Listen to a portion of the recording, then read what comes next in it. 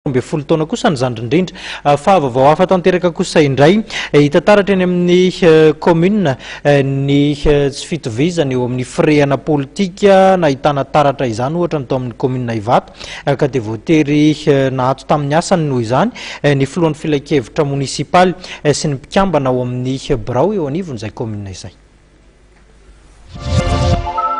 Nampiatoan'ny mpikambana ao amin'ny filan-kevitry ny monisipaly ny kaomin'Ivato ny filohan'ny filan-kevitra monisipaly sy ny mpikambana ao amin'ny birao.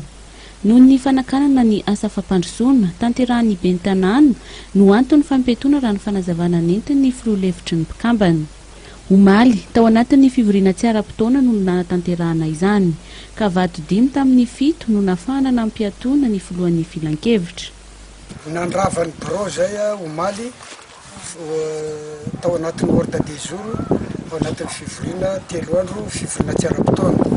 Ny antony dia tsisy ny fiaraha-miasa eo amin'ny fampandrosoana eo amin'ny exécutif sy ny sy ny conseil ka voatery izay 5 menada nanapa-kevitra nandray ny fampiatoana ny filoha sy ny membre birao rehetra atao amin'ny kaomin'Ivato.